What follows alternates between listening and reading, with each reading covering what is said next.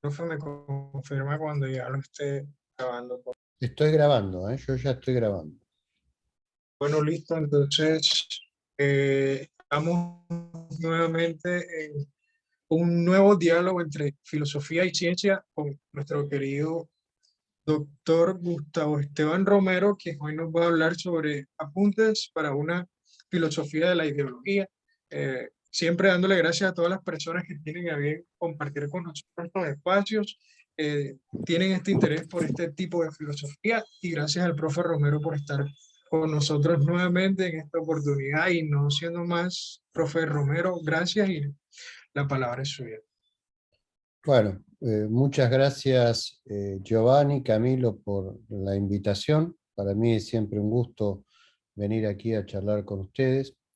En esta ocasión, de lo que voy a hablar es de filosofía de la ideología y voy a aprovechar esta oportunidad que ustedes me dan para desarrollar un poquito un tema que me hubiera gustado, junto con algunos otros que me vi forzado a dejar de lado, desarrollar en el curso de filosofía científica que di en el primer cuatrimestre del año pasado. Por razones de tiempo, algunos temas debieron ser dejados afuera y este es un tema que quedó afuera y digamos, mucha gente después me pidió que de alguna manera lo tratara y bueno, aprovecho esta oportunidad que ustedes me dan para poder charlar un rato sobre filosofía de la ideología. Así que bueno, lo primero que voy a hacer es ampliar la pantalla para que se pueda ver mejor. Ahí creo que están viendo ya el formato de pantalla completa. Bien, entonces, como les decía, el tema va a ser filosofía de la ideología. Hablar de filosofía de la ideología y hablar de ideología en general suele ser problemático porque la ideología suele eh, producir reacciones emocionales en muchas personas y esto es porque muchas personas han adoptado una ideología que guía no solo algunas de sus acciones, sino también algunas de sus formas de pensar respecto a ciertos temas. Entonces los debates de ideología nunca son sencillos. El abordaje que yo pienso hacer de este tema es desde el punto de vista de la filosofía. Ustedes podrán preguntarse, bueno, pero ¿tiene sentido una filosofía de la ideología? ¿Es que hay cuestiones filosóficas atrás del pensamiento ideológico? Y a eso yo respondería que sí, respondería que hay cuestiones filosóficas atrás de cualquier actividad humana y de cualquier aspecto eh, de la naturaleza. En particular, pensando en la ideología, yo puedo vislumbrar algunas preguntas de naturaleza filosófica que me surgen al contemplar este fenómeno. Y la primera, por supuesto, es ¿qué es la ideología? ¿Cómo definimos correctamente la ideología? Y si no podemos definirla, al menos cómo la caracterizamos en sus rasgos más generales. Luego también me parece que es importante tratar de establecer de qué objetos tratan las ideologías. O sea, las ideologías, ¿qué referentes tienen? ¿A qué se refieren? ¿Tratan de individuos, de personas, de seres humanos? ¿Tratan de grupos sociales, de sociedades enteras? ¿Tratan de ideas? ¿Tratan de conceptos, de entidades abstractas? Bueno, ahí hay un problema filosófico, claramente. Sería el problema de la ontología de la ideología. Luego podríamos preguntarnos cuántas clases de ideologías hay. Cuando uno mira los movimientos que en el mundo se autoproclaman ideológicos, percibe una enorme variedad. Entonces, parece ser que hay más de una clase de ideología, parece haber muchas ideologías y de distintas clases. Bueno, esa clasificación también es una tarea filosófica. También podemos preguntarnos si las ideologías son de alguna manera contrastables o evaluables, si pueden ser sometidas a test para poder elegir racionalmente una respecto a otra, si es que hay que elegir entre dos. Podemos preguntarnos si evolucionan, si las ideologías cambian con el tiempo, las circunstancias, y si lo hacen, ¿cómo es que lo hacen? También podemos preguntarnos cuál es la relación entre las ideologías y las sociedades que adoptan, al menos mayoritariamente, ciertas ideologías. ¿Cuáles son los efectos? Esta es una cuestión en buena medida sociológica, pero que también tiene algunos aspectos filosóficos. Y también podemos preguntarnos una cuestión semántica fundamental, que es, ¿hay ideologías que son verdaderas? ¿Hay una ideología verdadera y todo el resto son falsas? ¿O hay distintas ideologías con distintos grados de verdad? ¿O la verdad no es un atributo de los sistemas ideológicos? Bueno, claramente yo creo estos son problemas filosóficos que merecen ser discutidos desde un punto de vista filosófico. Y además hay otras motivaciones para estudiar filosóficamente la ideología, que es que muchas ideologías están o parecen estar inspiradas en ideas filosóficas, ¿sí? Por ejemplo, detrás del marxismo, de la filosofía, de la ideología marxista, podemos ver una doctrina filosófica, ¿no? Por ejemplo, el materialismo, o algunas de las ideologías inspiradas por la Ilustración, también en su trasfondo tienen algunas ideas filosóficas de la Ilustración. Otras filosofías se inspiran en ideas científicas, ¿sí?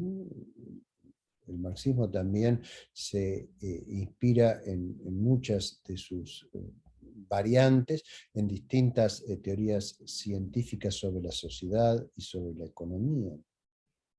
Y también hay otras ideologías que se inspiran en conceptos pseudocientíficos. Entonces, hacer un estudio de esto creo que también es una cuestión filosófica, una cuestión que al menos atañe a la filosofía o que es relevante para la filosofía.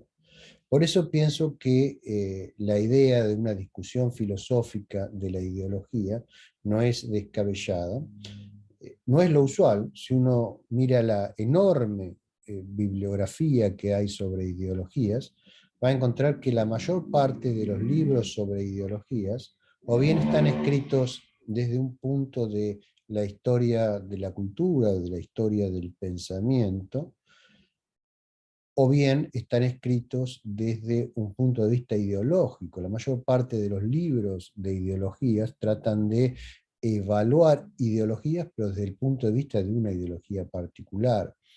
Entonces, en mi opinión, el estudio ideológico de las ideologías no permite una representación adecuada, una representación objetiva de este fenómeno sociológico.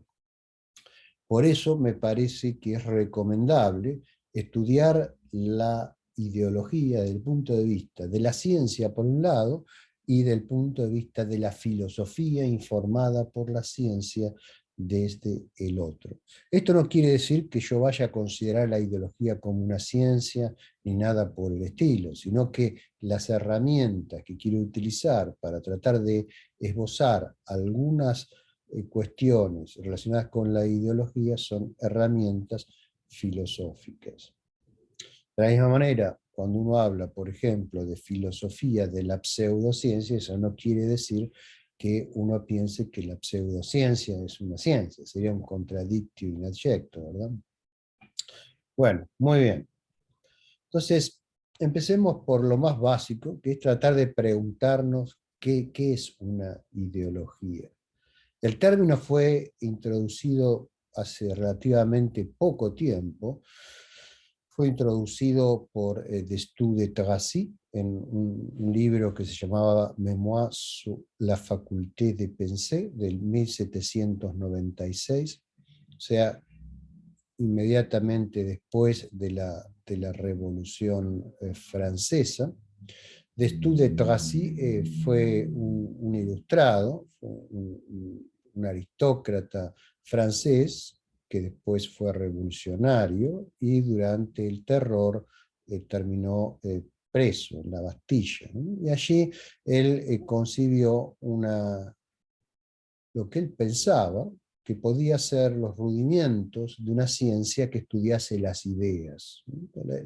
El objetivo de Tracy era tratar de esbozar los fundamentos de una ciencia de las ideas, ¿no? Sobre cómo los seres humanos generan ideas, cuál es la dinámica de esas ideas, digamos, cómo se relacionan las ideas con el entorno de los seres vivos, por supuesto con el entorno biológico, pero sobre todo con el entorno social. Hoy en día esa ciencia de las ideas caería más dentro del ámbito quizás de las neurociencias, tratar de entender cómo se producen las ideas. Ahora, el término fue cambiando a lo largo del tiempo, el uso de la palabra ideología. Ya en vida del propio de Tracy hubo cambios importantes. Por ejemplo, de Tracy era un republicano, ¿no? Y eso, por supuesto, lo llevó a oponerse a Napoleón, y en particular a Napoleón a partir de que comienza el primer imperio francés. Y entonces, bueno, Napoleón veía en de Tracy y sus seguidores un oponente, y hablaba de los ideólogos, refiriéndose a los seguidores de Tracy con desprecio, y ahí ya entra un carácter, digamos, una connotación peyorativa en el término ideología que originalmente no estuvo en su formulación original por de Tracy. Y con el tiempo, distintos autores enormemente influyentes en la historia del pensamiento abordaron el término ideología para designar distintas cosas, y hubo distintas connotaciones para esa palabra. Así, por ejemplo, Marx y Engels, en un libro famoso que se llama La ideología alemana, tratan del término, le dan un sentido muy diferente al de Tracy. Después Karl Mannheim, ya en el siglo XX, le quita el carácter, digamos, peyorativo a la palabra y trata de hacer un estudio más científico de la ideología, y Antonio Gramsci, entre otros, ven en la ideología también una herramienta de lucha revolucionaria. Bueno, y hay una larga evolución de los significados del término, que sin duda es polisémico, y bueno, aquí no es el lugar de hacer un estudio de la evolución semántica de la palabra ideología. Pero creo que si miramos a grandes rasgos los movimientos que han sido caracterizados como ideológicos en los últimos 200 años, creo que podemos llegar a algunas conclusiones preliminares y muy generales. O sea, la palabra ideología parece ser usada para caracterizar en general a un sistema de ideas, de creencias, opiniones y también valores que tienen algunos rasgos definitorios, algunos rasgos que les son propios y los diferencian de otros sistemas de ideas y de creencias. En primer lugar, parecen exhibir un patrón recurrente, o sea, hay un núcleo de conceptos dentro de estos sistemas de ideas que aparecen recurrentemente y que son indispensables para que una ideología tenga su identidad, para que un movimiento ideológico pueda definirse como tal. Además, ese patrón recurrente y ese sistema de ideas debe ser sostenido por uno o más grupos sociales. No hay ideologías de un único individuo. En ese caso, a lo sumo, podríamos hablar de la idiosincrasia de una persona, pero no de una ideología. Y esto probablemente se debe a que los individuos que conforman estos grupos sociales compiten por la provisión y por el control de los planes de política pública. O sea que las personas que pertenecen a un movimiento ideológico y que comparten una ideología tienen ciertos objetivos, ¿no? Y el objetivo que persiguen, en general, al menos en las ideologías de carácter sociopolítico, es el de justificar, impugnar o cambiar el estado y la dirección de los procesos que ocurren en una sociedad. Procesos que pueden ser biológicos, económicos, sociopolíticos o culturales, dependiendo del tipo de ideología que se trate. El sistema de ideas, opiniones e ideales que menciono que parecen conformar una ideología, sin embargo, no necesariamente son coherentes, ¿sí? Entonces, en esto se diferencian radicalmente de las teorías científicas que siempre demandan una coherencia interna entre los distintos enunciados y conceptos que las forman. O sea, las teorías científicas esperamos estén libres de contradicciones, y si encontramos contradicciones tratamos de resolverlas, de tal manera que las teorías científicas maduras se pueden en general llegar a expresar como sistemas que son cerrados bajo la operación de deducción. Y además, las teorías científicas aspiran a representar, al menos con un grado de verosimilitud, algún aspecto de la realidad, ¿sí? Mientras que las ideologías no tienen como objetivo el representar un aspecto de la realidad, al menos no lo tienen como objetivo principal, sino que esencialmente lo que se proponen es orientar, guiar, conducir el comportamiento de grupos de seres humanos hacia determinados fines. Y en esto yo creo hay una diferencia importante, radical, con la ciencia.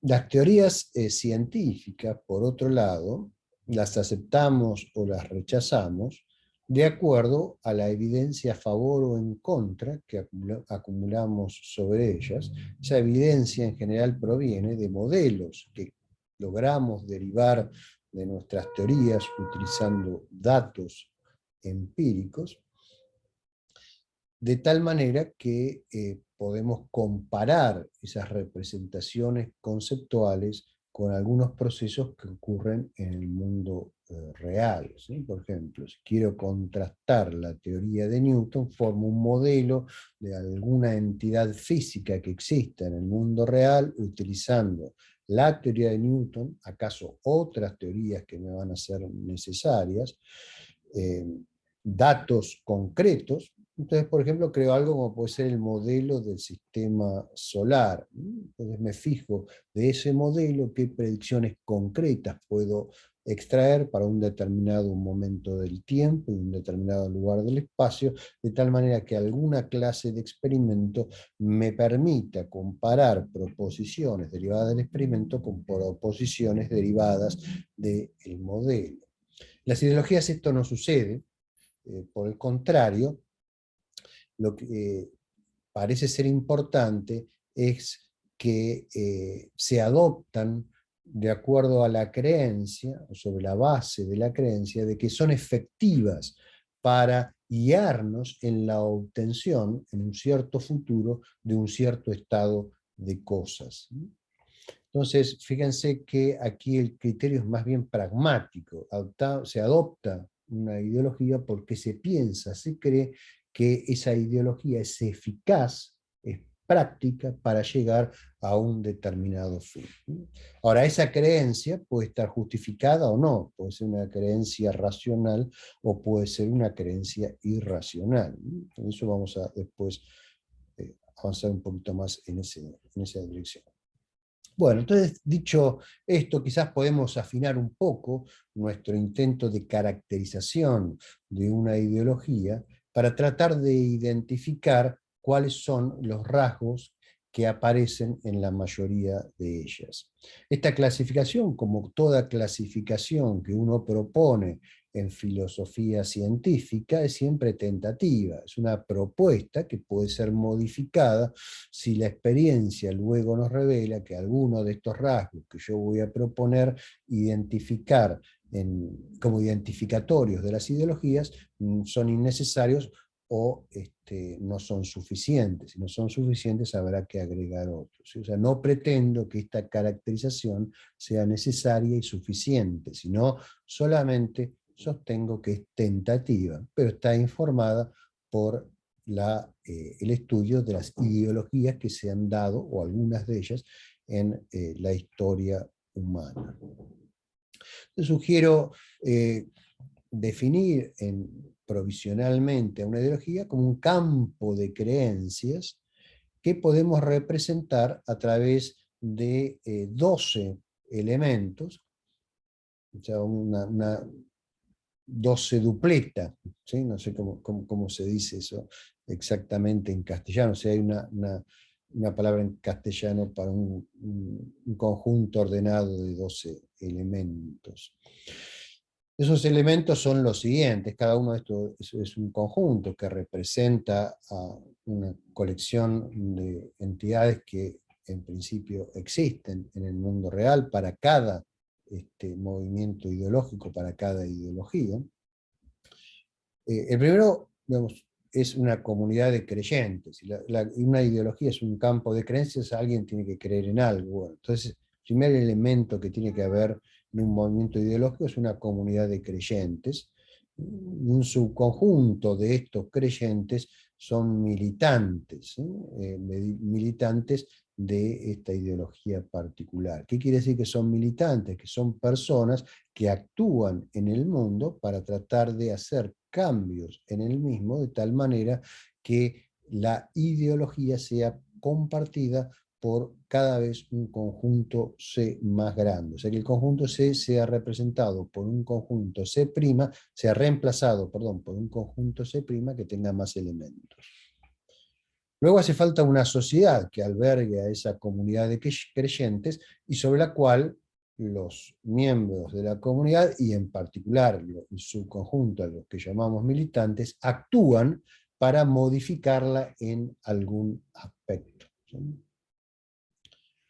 Luego podemos identificar un dominio de objetos que pueden ser reales o pueden ser imaginarios, que estudian, veneran, manipulan los miembros de la comunidad C. Una ideología religiosa puede incluir objetos imaginarios como ángeles o al Espíritu Santo, mientras que una ideología sociopolítica puede incluir objetos reales como sociedades o como medios de producción. Luego hay una cosmovisión y a veces en algunos casos una filosofía de fondo que es adoptada y compartida por los miembros de C o por lo menos por algunos de los miembros de C. Esa cosmovisión no tiene por qué ser racional, no tiene por qué estar científicamente informada, ni siquiera tiene por qué ser estrictamente filosófica, puede serlo o no, pero también puede ser una cosmovisión mágica o puede ser incluso una cosmovisión religiosa. En el caso de algunas ideologías sociopolíticas avanzadas pueden ser sistemas filosóficos. Disculpen. Luego puede haber un fondo formal que es aceptado por los miembros del movimiento ideológico. Eso en los casos más avanzados. En general se trata de un conjunto vacío, F. Pero bueno, puede ser, por ejemplo, si algunos de los miembros de esa ideología, por ejemplo, son filósofos escolásticos, van a estar en dominio para formular algunos de sus argumentos de las herramientas de la lógica aristotélica, por decir algo, ¿no? Y de la misma manera, algunas otras ideologías avanzadas y muy elaboradas también tienen algún fondo formal que adoptan para expresar sus ideas. Luego hay un fondo de conocimientos fácticos que son específicos, que los miembros de C dan por sabido respecto a los objetos que son de su interés.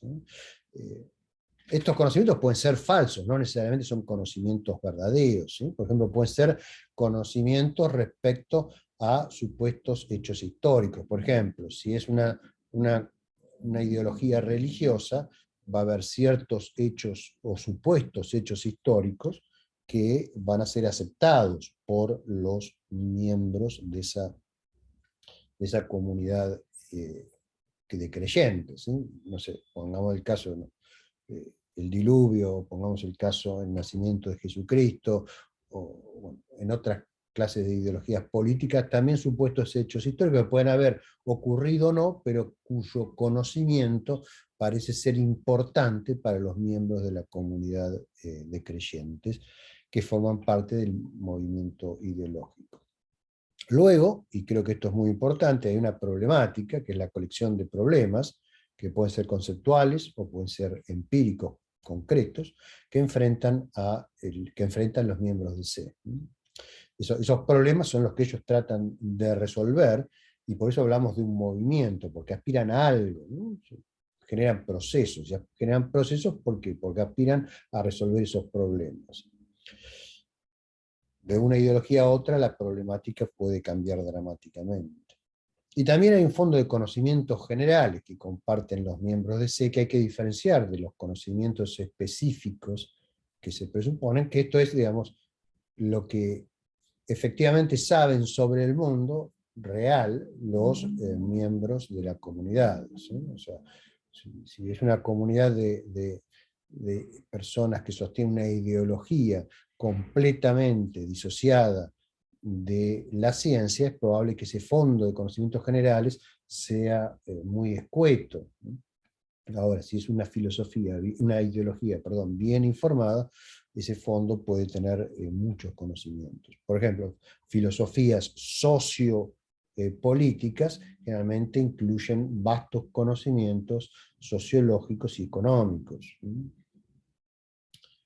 Luego, y esto también es importante, tiene que haber un sistema de valores que comparten los miembros de C. O sea, tiene que haber criterios para determinar qué es deseable y qué no lo es, qué es considerado como bueno y qué es considerado como malo dentro de esa comunidad, dentro de esa ideología.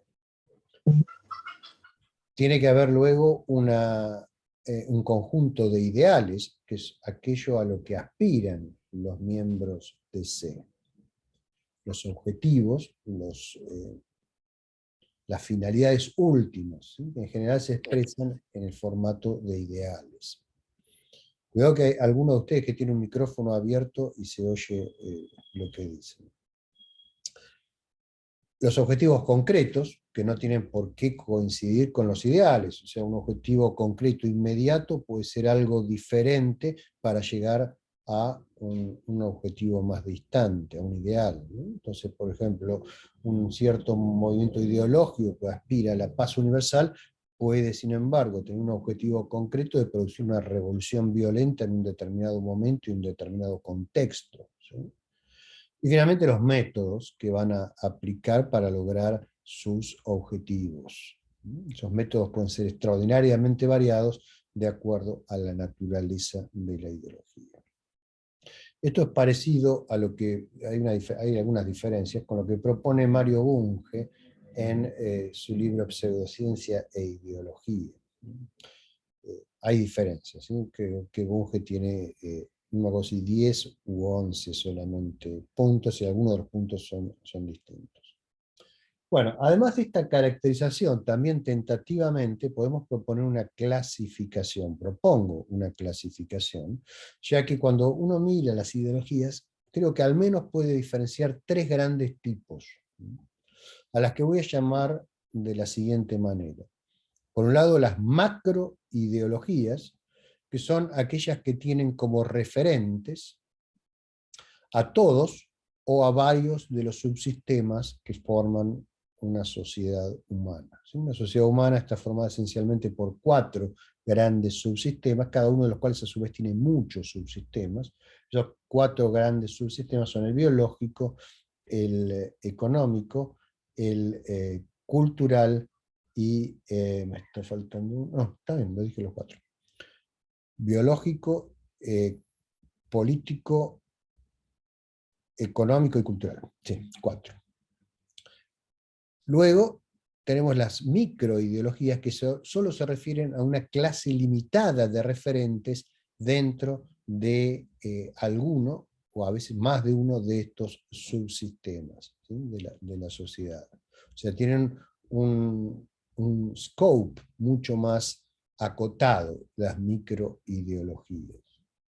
Y finalmente tenemos las superideologías, que se refieren esencialmente a todos los ámbitos de la existencia, y no solo a las sociedades humanas, ¿sí? Abarcan desde todo el universo, interpretan todo lo que existe, al lugar que el hombre ocupa en el universo y por qué se comporta como supuestamente se comporta, y digamos, cualquier otra cosa que ustedes puedan pensar son interpretados, son un problema para tratar dentro de estas ideologías, un problema legítimo. Si además una ideología de cualquiera de estos tipos no cambia frente a un cuerpo de evidencia que le es adverso, entonces voy a decir que se trata de un fundamentalismo. Un fundamentalismo es una ideología estrictamente rígida, es una ideología que no cambia cuando cambian las circunstancias. Digamos que las ideologías se dan en el seno de una sociedad, y son grupos humanos. Bueno, si los sistemas de creencias que tienen esos seres humanos no cambian cuando las sociedades cambian, no cambian frente a la evidencia, no cambian frente al cambio de la base de conocimientos, entonces hablamos de un fundamentalismo. Hay muchas ideologías que son fundamentalistas, hay ideologías fundamentalistas religiosas, políticas y hasta culturales, ¿sí? Y buena parte de la mala fama que tienen las ideologías proviene de estos fundamentalismos. Me parece que estas clasificaciones así ayudan un poco a entender mejor y a poder ver con más claridad en la enorme fauna que presentan al observador las ideologías que se dan en el mundo. Muy bien. Ahora, todas estas ideologías que hay por ahí, ya sean macroideologías, microideologías o superideologías, siempre van a tener un núcleo de ideas principales que los adherentes, por poco fundamentalistas que sean, no van a estar dispuestos a cambiar, porque perderían su propia identidad. Son un núcleo de ideas principales que, si se cambiasen, la ideología simplemente dejaría de existir, desaparecería, perdería su rasgo característico esencial, ¿sí? Entonces, ese núcleo de ideas esenciales, mientras la ideología exista, no se negocia, es irrenunciable. Por supuesto, puede pasar que las personas que adoptan esa ideología sean racionales y ante la evidencia se den cuenta que no era racional mantener la ideología que mantenían y la abandonen, ¿sí? Pero hay siempre un núcleo en toda ideología de ideas que son irrenunciables. Por ejemplo, para ilustrar lo que estoy diciendo, para el liberalismo siempre el concepto fundamental ha sido el de la libertad, ¿sí? La libertad a nivel individual, el de la racionalidad y también el del progreso, ¿sí? El progreso tanto material como cultural. Un liberalismo que renuncie a las ideas de la libertad, de la individualidad, del valor del individuo, digamos, dentro de una sociedad, a la racionalidad y al progreso, entonces deja de ser liberal, pasa a ser otra cosa, ¿sí? Ese es un núcleo básico que es irrenunciable si uno quiere mantener su identidad como liberal. O sea, el único gobierno legítimo, por ejemplo, si pensamos en el liberalismo como una ideología sociopolítica, va a ser aquel que respete la libertad individual. De forma similar, el socialismo también tiene un núcleo de ideas principales, innegociables, entre los cuales está la solidaridad grupal, la igualdad y el trabajo. O sea, el gobierno legítimo para un socialista va a ser siempre aquel que promueva fines de igualdad social, y al individuo se lo va a entender y se lo va a valorar como miembro cooperativo de un grupo social, ¿sí? Un socialismo que no valore la igualdad, que no valore el trabajo y el rol del individuo en la sociedad, las relaciones sociales, entonces no difícilmente se puede definir como socialista. Bueno, y así cada ideología, ya sea socioeconómica o de cualquier otro tipo, tiene un núcleo de ideas principales que son irrenunciables en la medida que mantengan su identidad. Discutamos un poquito ahora las ideologías sociopolíticas, son macroideologías, ¿sí?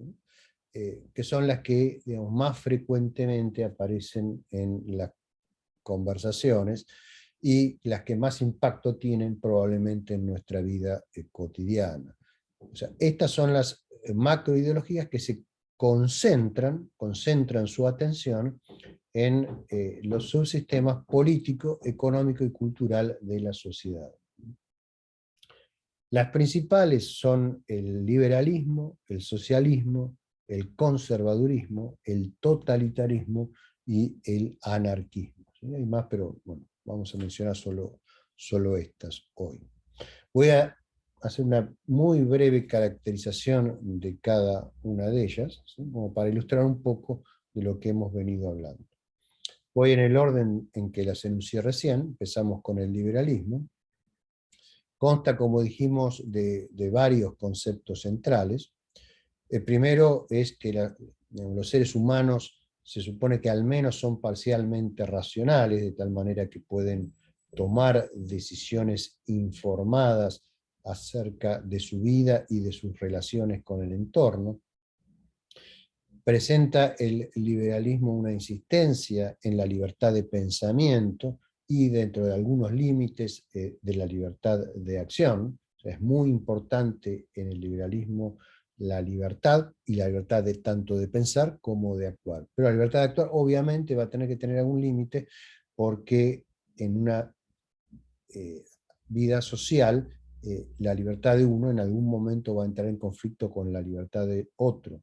Entonces el liberalismo aspira a que en el conjunto de una sociedad las libertades individuales estén maximizadas en una forma de gobierno que sea óptima, ¿no? También el liberalismo adopta una creencia en la posibilidad de que, del progreso humano, o sea, no es pesimista al respecto. Puede haber progreso humano individual y puede haber un progreso humano social o colectivo también. La suposición de que el individuo es la unidad social principal es esencial, es el fundamento sobre el cual se construye la sociedad, que se entiende como un contrato social de libre asociación entre las personas. Luego tenemos la idea de que los seres humanos normalmente son sociables y son esencialmente benevolentes, y hay una apelación al interés general en vez de a las lealtades particulares, ¿sí? Hay la idea de que el nombre propio no es lo importante, sino lo importante son los conceptos generales. La igualdad ante la ley es otra de las cosas que se suele enfatizar en el liberalismo como esencial, y también las reservas sobre el poder, ¿sí? La idea de que el poder debe estar restringido y controlado de alguna manera para evitar los abusos. Esto particularmente, digamos, se empezó a enfatizar bueno, primero después de la Revolución Gloriosa en Inglaterra, pero con más fuerza aún después de la Revolución Francesa y de los excesos del terror y de todas las reacciones que vinieron posteriormente. La idea de una república esencialmente es una idea liberal, donde los distintos poderes controlan y restringen al poder del Estado.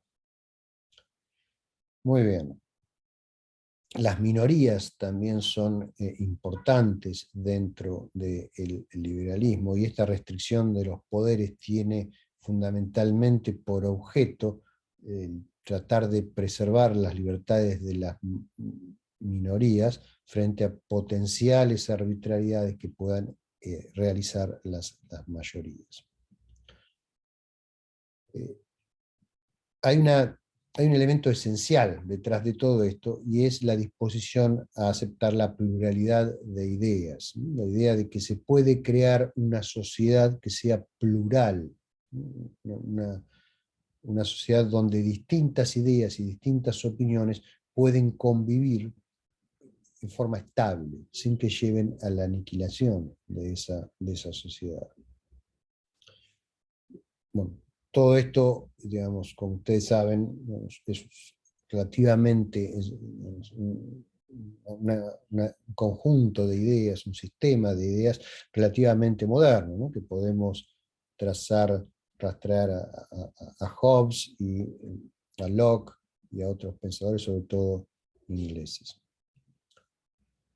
Luego, la siguiente gran ideología sociopolítica, que históricamente se da un poco después, es el socialismo. El socialismo tiene un núcleo conceptual principal donde se ve al grupo como la unidad social básica, no al individuo. O sea, los seres humanos están esencialmente definidos por sus relaciones entre ellos. El socialismo tiene una pasión por la igualdad, que es en buena medida el resultado de una posición ética frente a las injusticias que se observan muchas veces en las sociedades humanas. Hay una pasión por la eliminación de las distinciones jerárquicas y también por la redistribución de los bienes en base a las necesidades humanas. La creencia de que los bienes mínimos deben ser siempre garantizados para todos los seres humanos. El socialismo pone un enorme énfasis en el valor del trabajo y en el rol del trabajo como elemento constitutivo fundamental de la naturaleza humana, pero también de la sociedad, de la organización social. El socialismo aspira a una situación en la cual se pueda realizar una situación de bienestar humano, eliminando la pobreza en el corto plazo y a largo plazo también lograr una elevación cultural, intelectual de toda la humanidad. El socialismo, en mi opinión, el socialismo auténtico es universalista, es globalista, ¿sí? No se queda en las diferencias locales, en las diferencias entre naciones, sino que aspira a una especie de, por decirlo de alguna manera, hermandad entre todos los seres humanos, ¿sí? Los objetivos de los seres humanos a largo plazo son una elevación de la humanidad como un todo, ¿sí? Entonces, el socialismo está muy orientado hacia el futuro y es muy crítico con el pasado y con el presente. Por supuesto, dentro de esto es una caracterización general, hay muchísimas formas de socialismo, de liberalismo, ¿no? Yo simplemente estoy hablando a grandes rasgos, dando grandes pinceladas, ¿sí?, sobre estos amplísimos movimientos. Luego tenemos al conservadurismo, que tiene un núcleo principal de ideas que está caracterizado por una especie de ansiedad, podríamos decir, ante el cambio, y la necesidad de distinguir entre dos tipos de cambio. O sea, no es que el conservador rechaza cualquier tipo de cambio, pero rechaza lo que llama el cambio antinatural, el cambio abrupto, ¿sí?, y apoya en cambio lo que llama el cambio natural o el cambio gradual que se da de acuerdo a la evolución natural, o lo que entiende el conservador de la evolución natural de las sociedades, ¿no? Entonces es una tradición política muy poderosa porque apela a la inercia humana, que es una fuerza muy poderosa. El miedo al cambio está presente en muchos de nosotros, ¿sí? Y obviamente eso va a hacer que en general personas que están en situaciones de poder, ya sea político, económico, social o lo que sea, que en general son reacios a los cambios, tiendan a ser conservadores, a tener una ideología conservadora. O sea, el miedo a la decadencia, al perder lo que se tiene, es una de las principales motivaciones del conservadurismo. Ahora, el conservadurismo, digamos, en cuanto al sistema de ideas de fondo, puede adoptarlas en forma con sincretismo de otras ideologías, ¿sí? De acuerdo a quien en determinado momento ostente la mayor o represente la mayor amenaza o la mayor fuente de cambio. Así, por ejemplo, el conservadurismo tuvo como gran enemigo durante el siglo XVIII a los liberales, el pensamiento liberal, ¿sí? Incluso durante buena parte del siglo XIX, ¿sí? Tanto el absolutismo como la Francia imperial tenían un profundo rechazo por las ideas liberales. Y digamos, eso también se puede ver en muchos otros países. Luego, a partir de 1848, digamos, con la aparición del el segundo imperio francés, o sea, el imperio de Napoleón III, por ejemplo, en Francia, aparece como principal enemigo ahora el socialismo, ¿sí? O sea, el conservadurismo ha visto como enemigo alternativamente a las dos ideologías que mencioné antes, de acuerdo a cuál era la que en determinado momento representaba la mayor amenaza de cambio. E incluso, digamos, una ideología conservadora puede estar presente en un Estado que haya adoptado alguna ideología de carácter liberal o de carácter socialista, ¿sí? Eso lo podemos ver en distintos gobiernos que resisten enormemente al cambio, a pesar de que la experiencia, la evidencia puede mostrar que el cambio es necesario, ¿sí? Entonces es una ideología muy particular, el conservadurismo, en el sentido de que se va mimetizando con otras ideologías de acuerdo a las circunstancias.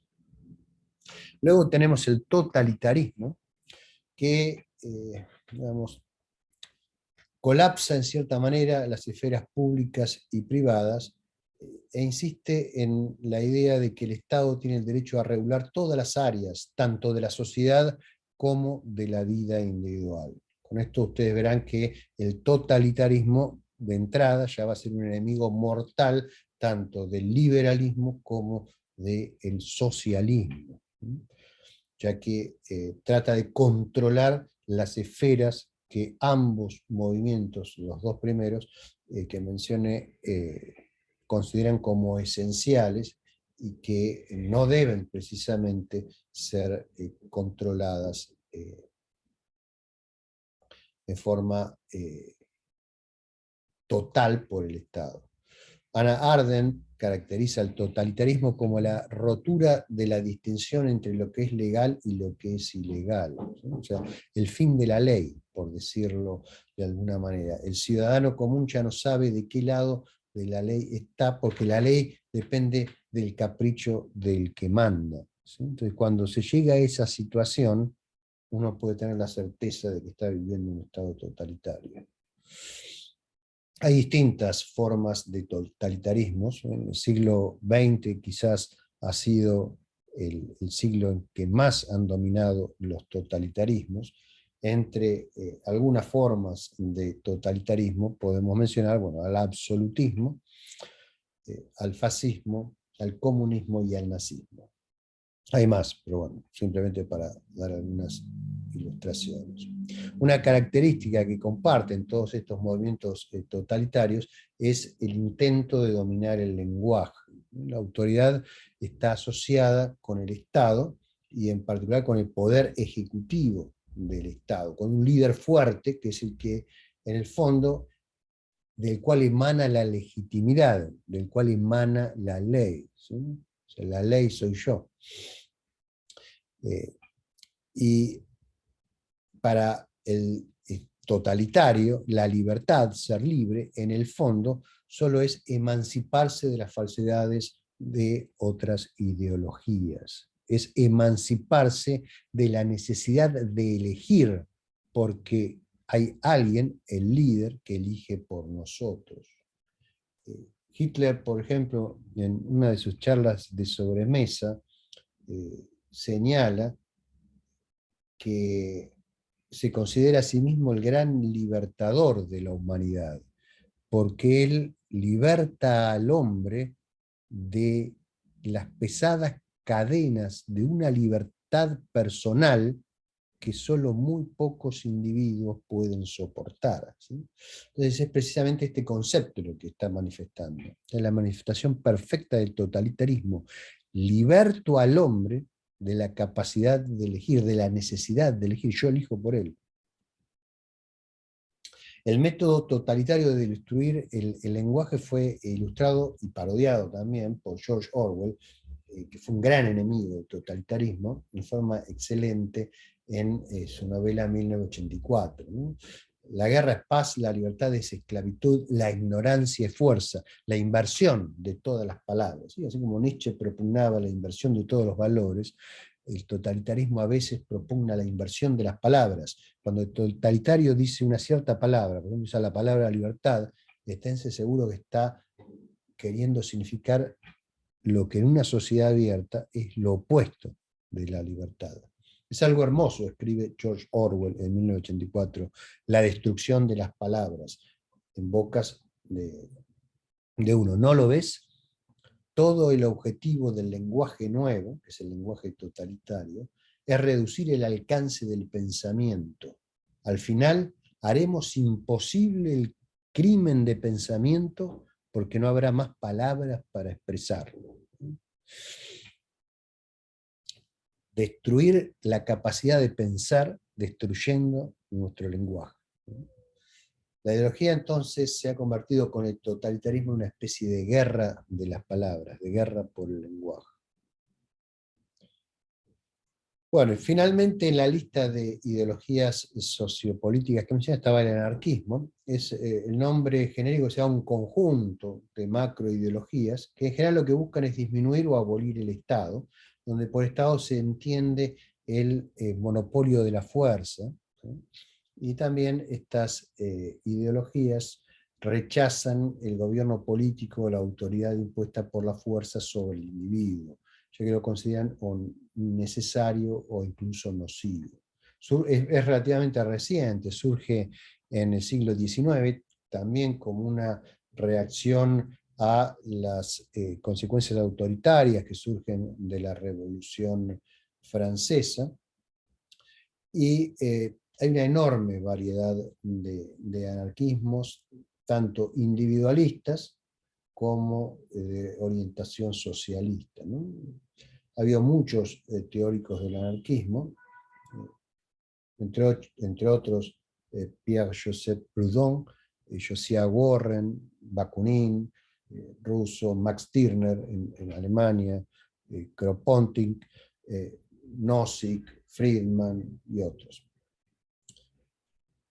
En cuanto a los movimientos que se autodefinen como anarquistas, son tantos y tan variados que algunos autores han sugerido que en realidad el anarquismo no existe, sino que digamos, es una especie de movimiento, conjunto de movimientos que no están claramente definidos. Tenemos anarquismo individualista, mutualista, anarquismo colectivista, anarcocomunismo, anarcocapitalismo, anarcosindicalismo, anarcofeminismo, muchísimas cosas más. Cuando uno mira a veces qué es lo que proponen estos movimientos, a veces son cosas tan contrapuestas que uno puede pensar, bueno, pero es imposible que formen parte del mismo grupo de movimientos ideológicos. Sin embargo, tienen ese punto en común que es la resistencia a la autoridad y al Estado constituido.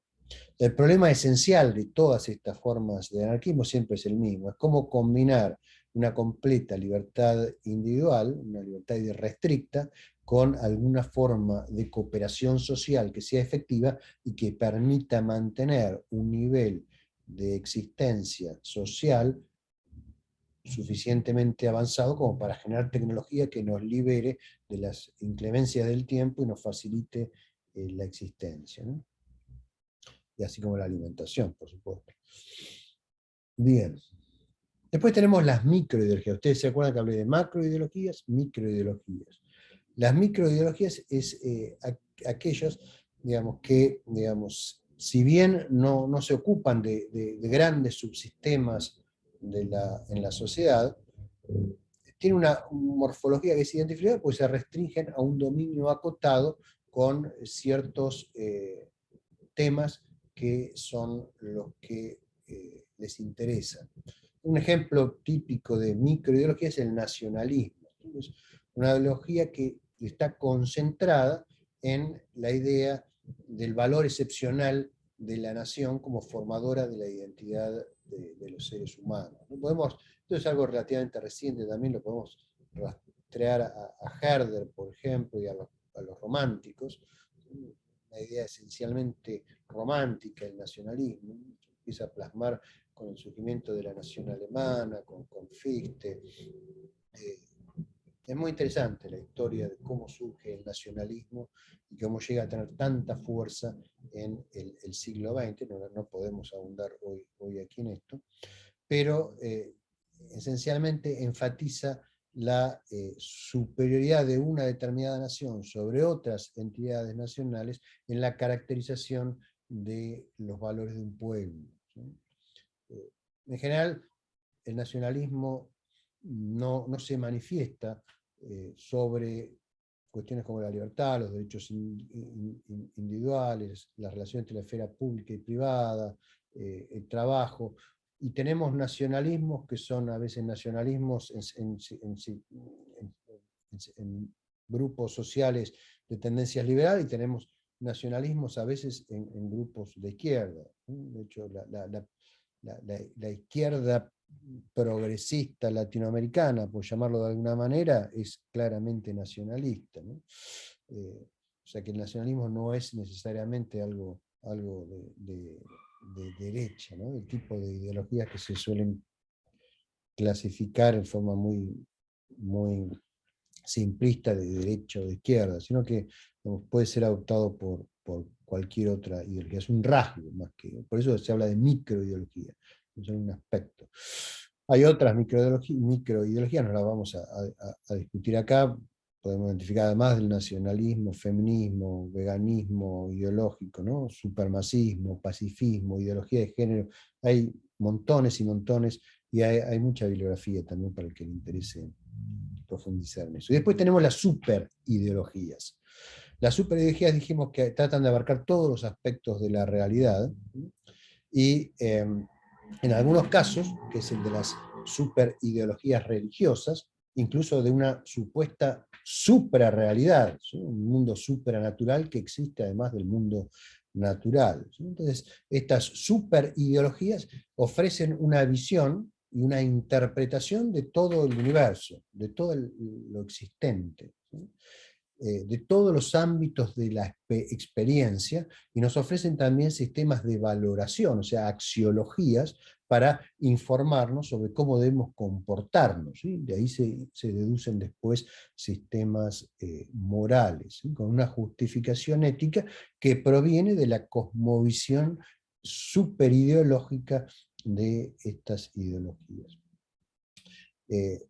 Muchas de estas superideologías además incorporan el concepto que no está en las otras, de salvación, ya sea salvación individual o salvación colectiva. Y por salvación lo que entiendo es alguna clase de superación de los límites naturales de la condición humana, ¿sí? O sea, así como el liberalismo trata de maximizar a través del individuo la realización de la naturaleza humana, y el socialismo trata de llegar al máximo exponente de la condición humana en una sociedad que funcione plenamente, elevando a todos en manera equitativa. Bueno, así, a diferencia de eso, que son todas cosas que se dan dentro de los límites de la naturaleza humana, las superideologías suelen ofrecer una salvación que la trasciende, ¿sí? O sea, ya sea una vida después de la muerte, ya sea una beatitud, ya sea una superación de alguna manera de las limitaciones que tiene el ser humano por el hecho de ser ser humano. Algunos ejemplos de superideologías son las grandes religiones del mundo: cristianismo, islam, budismo, hinduismo, confucianismo, y también sistemas o cosmovisiones de origen filosófico, pero de naturaleza dogmática. Bueno, para ir cerrando quisiera hacer algunos comentarios sobre ciencia e ideología, o quizás, si ustedes me lo permiten, ciencia versus ideología. Hay diferencias que yo creo que son muy notorias entre digamos, lo que es la ciencia y lo que he estado sugiriendo que es la ideología, ¿sí? Lo que yo por lo menos entiendo por ideología. O sea, las ideologías sociopolíticas y las teorías de las ciencias, ya sean básicas o puras, ¿no? y aplicadas, son muy diferentes, son muy diferentes. Una ciencia básica, por ejemplo, está constituida por sistemas de hipótesis, ¿sí? Que son más o menos comprobables y entre las cuales aparecen regularidades, que son tendencias o leyes, ¿sí? Y una ciencia es capaz de articular una red de teorías de la cual deducimos modelos que pueden producir predicciones que son más o menos precisas. De hecho, la ciencia contemporánea puede hacer predicciones que son asombrosamente precisas, al menos en mi opinión. Y la ciencia no contiene juicios de valor sobre la realidad. Si tiene una ética, es una ética sobre el comportamiento de los científicos cuando hacen investigación científica, pero no produce la ciencia un juicio de valor sobre la realidad, ni programas de acción destinados a cambiar la realidad más allá de los experimentos para verificar las hipótesis científicas. La ciencia no sostiene que la evolución es buena o mala, que una sociedad es buena o mala. Lo que trata de entender es cómo es la evolución o cómo es una sociedad, por qué una determinada sociedad evoluciona de una determinada manera o por qué un determinado organismo se comporta de determinada manera o se enferma de tal otra manera. Por qué una partícula decae de un determinado modo y no de otro modo y cosas por el estilo. Pero no dice que ese modo de caimiento es bueno o malo. O sea, no incluye un sistema de valoración de la realidad. Eso tiene que venir de otro lado, ¿sí? Tiene que venir de algo que llamamos axiología, que es una rama de la filosofía. En cambio, las ideologías, por lo común, no provienen de investigaciones, aunque algunas ideologías que están científicamente informadas pueden estar inspiradas, ¿sí?, por investigaciones. Y en general, las ideologías no cambian por los resultados de las investigaciones. Hasta ahora, la mayoría de las ideologías que podemos identificar en la historia han tenido núcleos de creencias bastante dogmáticos y muy resistentes a las novedades científicas, e incluso muchas ideologías se han continuado aplicando y han continuado aplicando los mismos métodos para tratar de cambiar la sociedad, aun cuando esos métodos ya científicamente han sido probados que son ineficientes en muchos casos, ¿sí? De ahí hay una diferencia fundamental. Una teoría que no puede predecir correctamente, por ejemplo, por decir alguna teoría de partículas elementales, que no puede predecir correctamente el decaimiento del muón, tiene que ser desechada, ¿sí? Por dar solo un ejemplo. Las ideologías, en cambio, hay un fenómeno que es muy diferente a veces, que es que los cambios de detalles son introducidos por algún líder carismático que surge, y que es resistido por otros líderes dentro del mismo movimiento ideológico, lo cual hace que con el paso del tiempo el movimiento ideológico se termine a fragmentar. Entonces, en vez de evolucionar, en vez de progresar, las ideologías muchas veces se fragmentan, ¿sí? Se dividen en nuevas ideologías. Por ejemplo, históricamente el comunismo original, ¿sí?, devino después de Marx en marxismo. Recordemos que Marx dijo: yo solo sé que no soy marxista, ¿no? Devino en marxismo, luego en marxismo-leninismo, después en estalinismo, después en maoísmo, y así. Pero estas distintas variantes, en distintos lapsos del tiempo, han coexistido, ¿sí? Entonces hay una fragmentación, hay un proceso de fragmentación más que de evolución, y cada tanto puede haber también un proceso de colapso. Ahora, está claro que ciencia e ideología no es lo mismo y son muy diferentes, pero es posible, es concebible, más allá de que exista o no una ideología científica. Creo que en principio es concebible, uno puede pensar una macroideología que sea científica en el siguiente sentido, o sea, no que sea una rama de la ciencia, sino que sea compatible con las ciencias sociales de su momento y adecuada a la realidad social de determinada área en determinado periodo. Ahora, si existiese algo así, esa ideología nunca va a poder ser estática, ni dogmática, ni mucho menos un fundamentalismo. Va a tener que evolucionar junto con la ciencia social, con la ciencia económica, que tienen el problema de que a veces ni siquiera son ciencias, son protociencias. Entonces, si bien es en principio posible tratar de diseñar una ideología científica, y de hecho esto se ha intentado muchas veces a lo largo de la historia, por ejemplo, ya durante la Ilustración, Helvetius y otros, después Fourier, trataron de diseñar ideologías científicas. En la práctica yo pienso que nunca esto ha logrado llegar a buen puerto. Quizás ha sido por el desarrollo, la falta de desarrollo de las ciencias que se aplicaron, pero en la práctica nunca se ha logrado realizar algo así. Las ideologías tienden a osificarse, su núcleo de creencias se vuelve cada vez más duro, cada vez se vuelven más impermeables a la, a la evidencia, a los hechos que ocurren en contra de sus expectativas, y aún así las ideologías tratan de sobrevivir. Y todas esas actitudes son claramente anticientíficas, y la prueba última está en que cuando las ideologías colisionan con los hechos, las cosas terminan mal. Y si miramos al siglo XX, que es llamado a veces el siglo de las ideologías, vemos que las guerras de ideología, las guerras motivadas por razones ideológicas, han sido más la regla que la excepción. ¿Sí? El fracaso de las ideologías termina siendo un fracaso sangriento que tiene consecuencias realmente pavorosas. Entonces, yo tiendo a ser escéptico respecto a la posibilidad de una ideología científica. ¿Hay ideologías verdaderas? O sea, ¿habrá una de las tantas ideologías, de tantos sistemas de creencias y valores que andan dando vueltas por ahí que es verdadero? Las ideologías que buscan la realización de sus ideales. ¿Sí? Entonces, no van a ser verdaderas, porque buscan la realización de ideales, que los ideales en sí mismos no son ni verdaderos ni falsos, ¿sí? Son propuestas. Entonces, lo que sí pueden ser las ideologías es más o menos eficientes para alcanzar sus objetivos.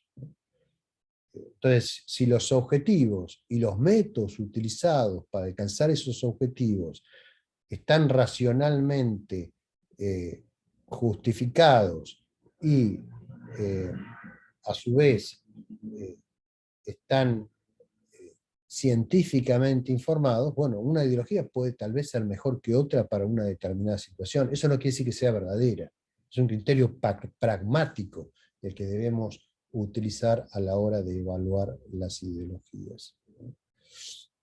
Si los objetivos ahora, por otro lado, son contradictorios, son irracionales, están basados en ideales que directamente entran en colisión con lo que sabemos del mundo, entonces las ideologías se pueden volver enormemente nocivas. ¿Sí? Una ideología, imagínense una ideología racista, ¿sí? Que pone, digamos, una prioridad en una determinada raza sobre otras, ¿sí? Sobre la base de pseudociencia y de conceptos errados sobre la naturaleza humana. Bueno, una ideología así puede llevar a una cantidad de sufrimientos, y ha llevado a lo largo de la historia en distintos contextos, inmensa, inmensa. ¿Sí? Y entonces eso causa un enorme sufrimiento para las personas que viven en los lugares donde esas ideologías imperan. Tal vez, y esto ahora es mi opinión personal, con lo cual yo quiero ya ir terminando, tal vez lo mejor sea dejar de lado las ideologías y simplemente consensuar objetivos de forma racional y buscar los medios idóneos para alcanzar esos objetivos dentro de cada uno de los subsistemas que forman una sociedad, que son el sistema político, el económico, el biológico y el cultural. Entonces me parece que lo que deberíamos aspirar, más que a una política basada en la ideología, es a una política que esté científicamente informada y adecuada a las expectativas de cada sociedad particular en cada momento del tiempo. Bueno, eso es lo que quería contarles. Les agradezco mucho la atención. Supongo que me habré excedido largamente en el tiempo, pero quedo a disposición para el caso de que haya preguntas. Bueno, gracias, profesor Romero, por su intervención. A continuación, pasamos a la ronda de preguntas. Por favor, breves, concisas, y yo las iré leyendo en la medida en que usted las escriba en el chat. Ahora, si desean hablar, pueden alzar la mano y yo voy mencionando a la persona eh, dependiendo del orden en que alcen la mano, y pueden activar su micrófono. Les recuerdo que son 10 minutos, así que adelante. Bueno, así que Giovanni, si quieres. Sí, vale, mira, ya la primera persona alzó la mano, profe Romero, creo que quiere hacerle el mismo. Exit, aparece como Exit, por favor, preséntate y haz tu pregunta de manera breve y que el profe tenga bien responderte.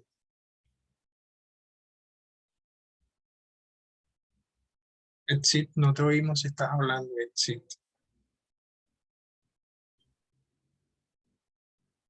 Bueno, vale, mientras Exit procede a hacer su pregunta mejor escrita porque no la estamos viendo ya, profe Romero, en el chat hay una pregunta. Si usted gusta, la puede leer usted directamente, puede ir interactuando con las personas del A ver, Zoom.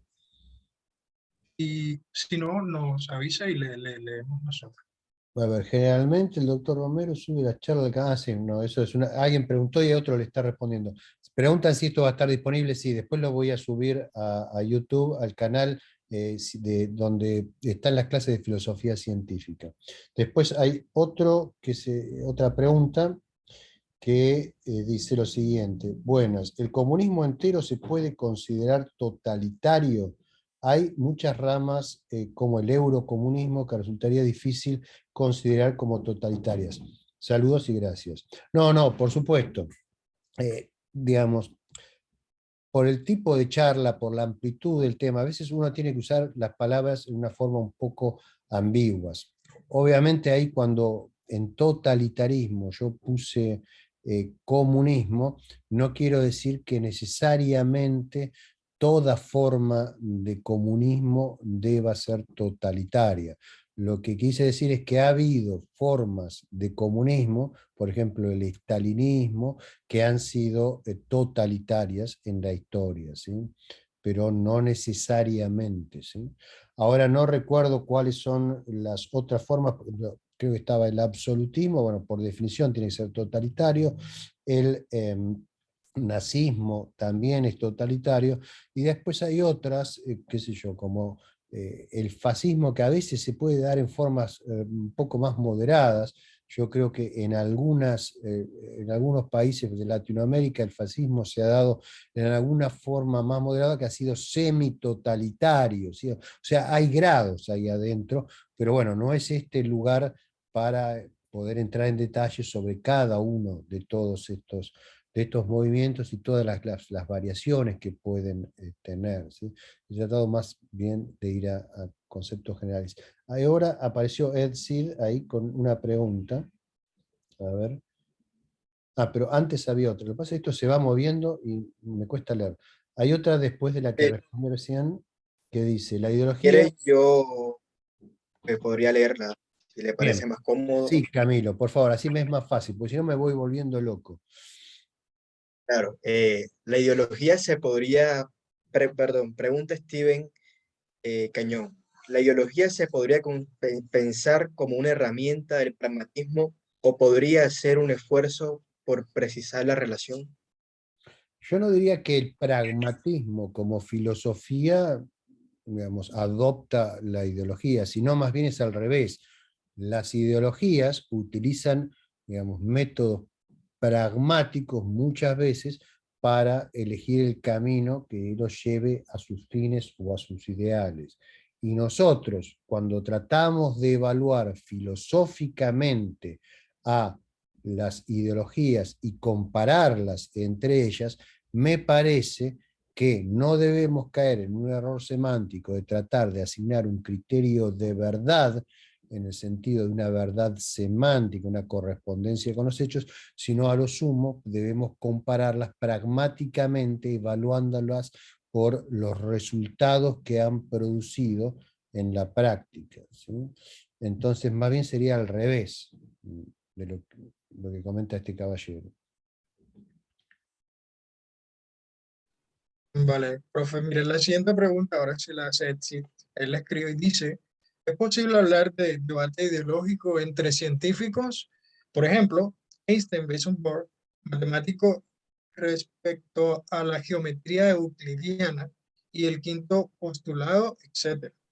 Hoy, la teoría de cuerdas y la física clásica, ¿hay elementos ideológicos, subjetivos? Esa es la pregunta de Exit. Sí, cuando usted iba hablando, Giovanni se iba como cortando, entonces me costó entender lo que dijo. O sea, me pareció, pero no estoy seguro, a ver si la encuentro la pregunta de...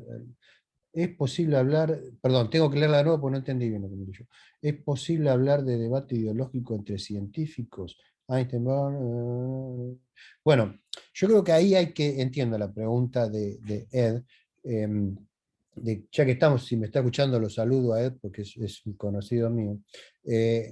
Ahí, digamos, hay que saber diferenciar entre los científicos y la ciencia, ¿sí? Por supuesto, los científicos son seres humanos y los científicos pueden tener ideologías. Algunos tendrán ideologías, otros no. Y también puede haber conflicto ideológico entre científicos.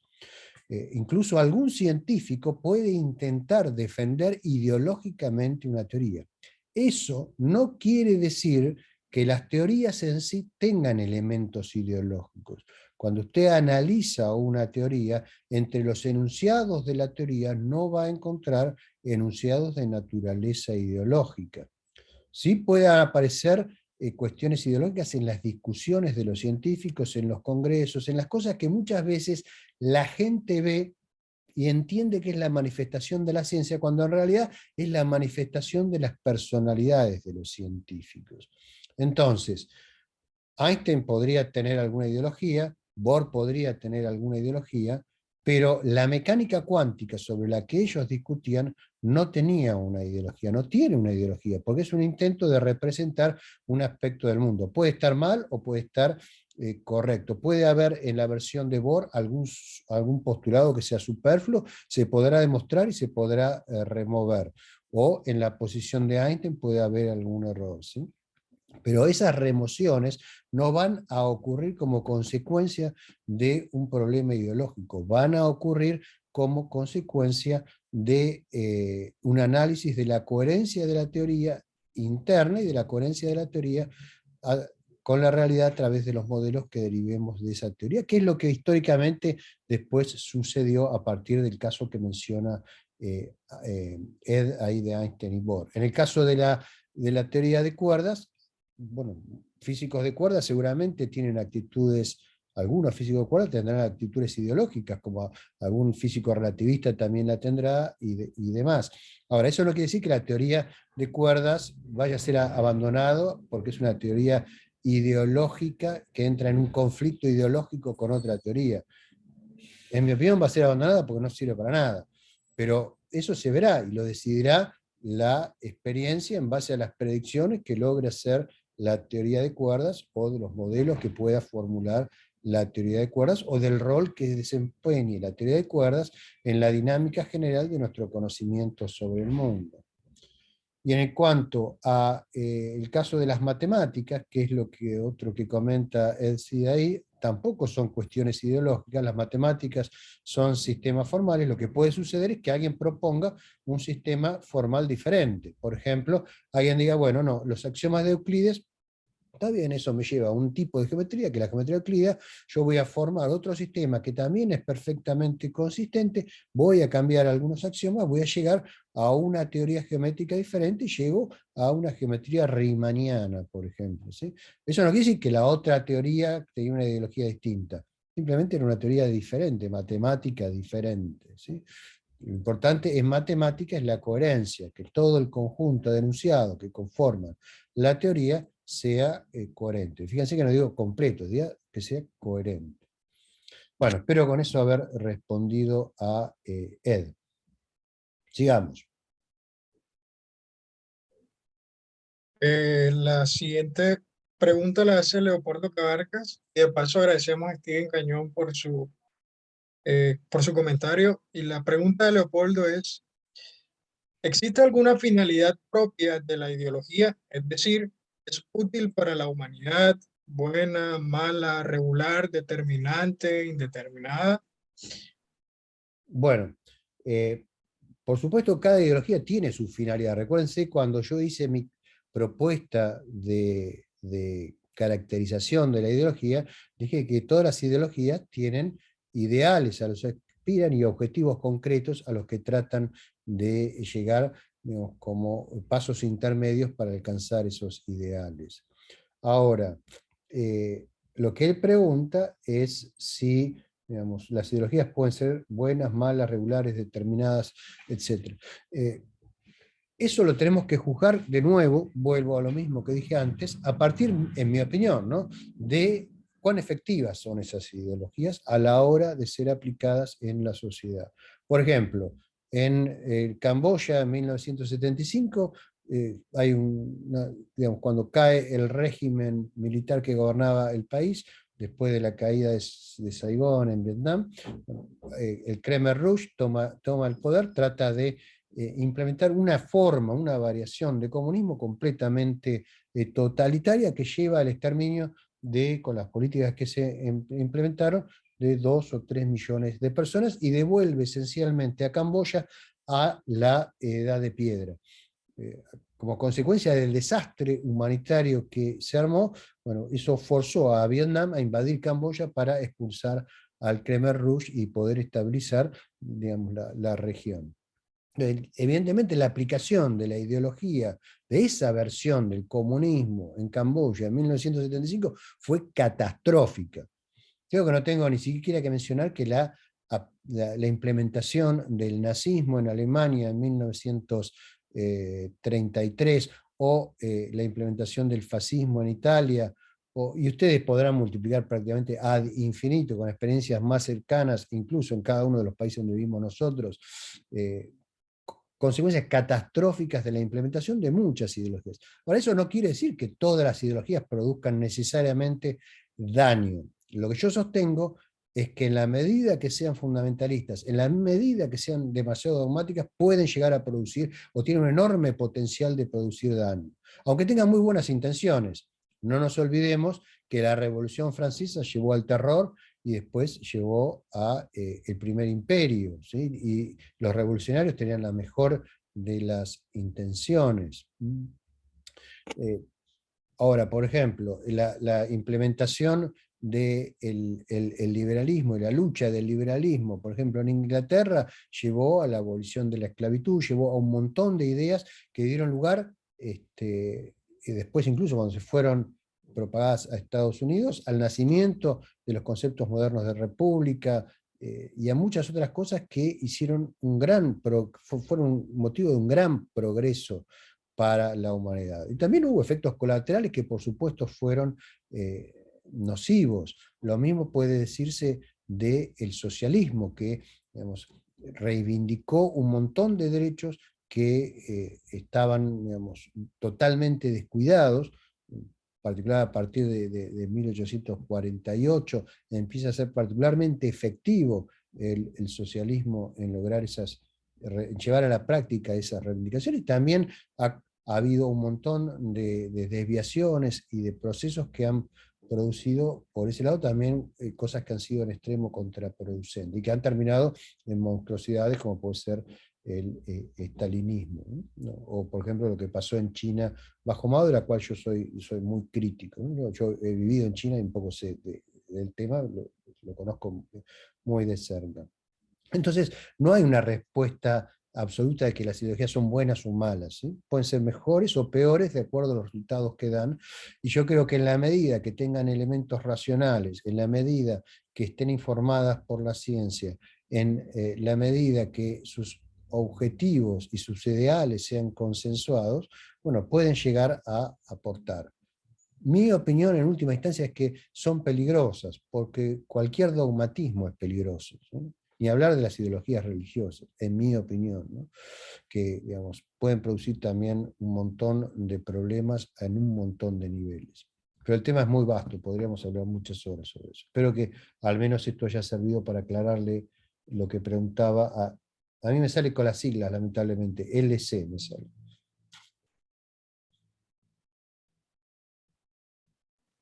Él es Leopoldo Cabarca, no sé si lo recuerda.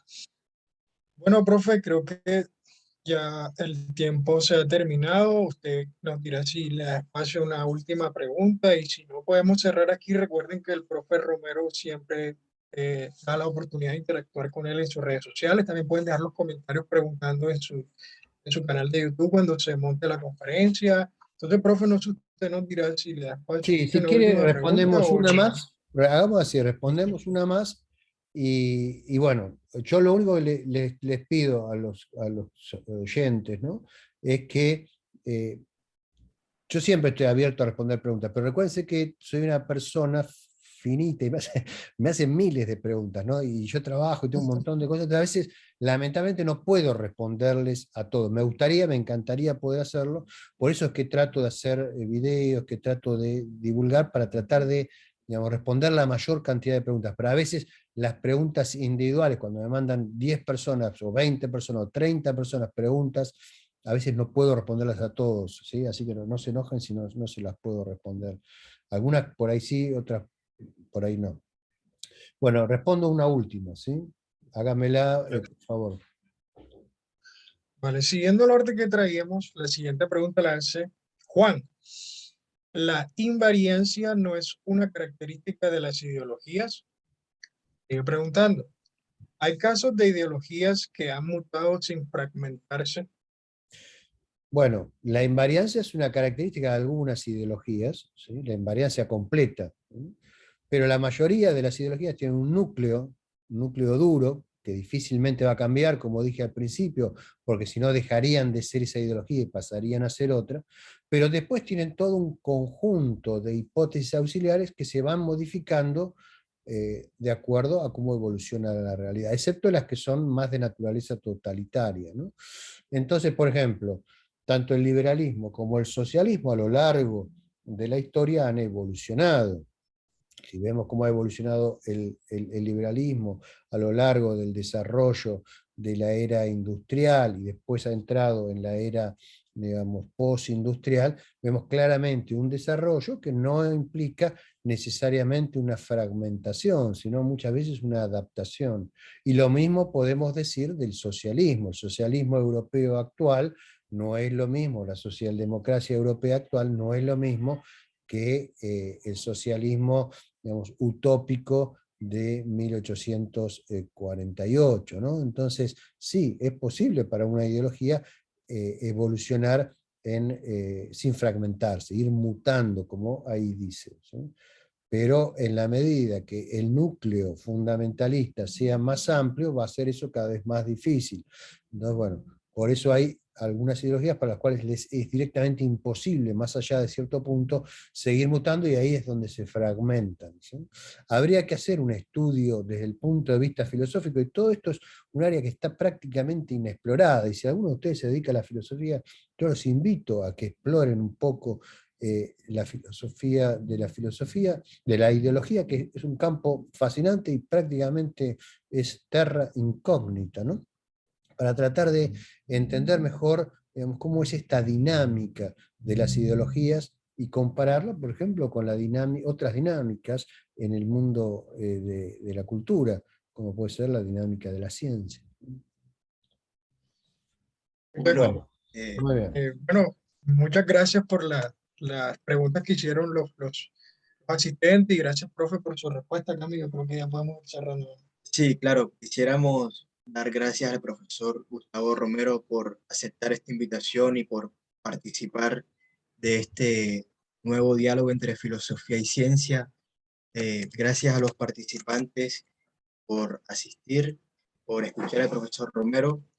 Y por último, retomo lo que dijo el compañero Giovanni, las preguntas que quedaron pendientes por hacer o que se hicieron pero que no se pudieron no se pudieron leer, las pueden hacer en el Facebook o en el YouTube del profesor Romero o en nuestro canal de YouTube.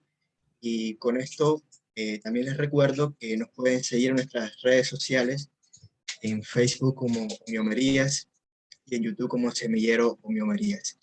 Y nada, muchísimas gracias a todos por participar y ha sido un placer contar con el profesor Romero y contar con ustedes, oyentes. Bueno, muchas gracias a ustedes por la invitación, muchas gracias al público por la paciencia, espero que sepan disculpar por ahí las imperfecciones al tratar un tema que es demasiado vasto para una charla de apenas 1 hora y media. Habría que hacer todo un curso de esto y ojalá algún día se pueda escribir todo un libro de filosofía de la ideología.